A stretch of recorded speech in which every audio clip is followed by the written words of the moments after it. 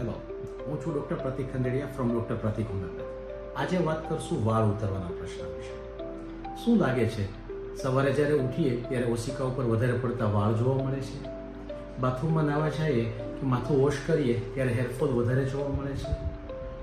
અથવા હેરલાઇન ડિસીડ થવી એટલે કપાળ પરની વાળ પાછળ જવા અથવા વાળ પાતળા થવા, આવું થતું જાય છે?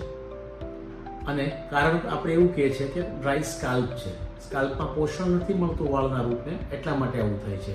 આપણે શું કરીએ છીએ? તેલ વધારે નાખીએ છીએ અથવા નવા નવા શેમ્પૂ, નવા નવા તેલ ટ્રાય કરીએ છીએ. પણ સારું શું કરીએ છીએ? સ્કાલ્પને ખાલી ડ્રાયનેસ ઓછી કરીએ છીએ. પણ તમે જાણો, આજના સમયમાં વાળ ઉતરવા એ હોર્મોનલ ઇમ્બેલેન્સ, ઊંઘ પૂરતી ન થવી, thyroid problem, iron deficiency, nutrition deficiency, આવા ઘણા કારણોના હિસાબે થતી હોય છે. હોમિયોપેથિક સારવારમાં પહેલા આપણે લોકો કારણ ગોતીએ છીએ અને ખાલી સ્કાલ્પની ડ્રાયનેસ કે સ્કાલ્પને ટ્રીટ નથી કરતા, પણ અંદરથી કારણ ગોતી અને રોગને મટાડીએ છીએ, જેથી વારંવાર થતા હેરફોલ બંધ કરી શકીએ અને વાળનો સારો ગ્રોથ મેળવી શકીએ.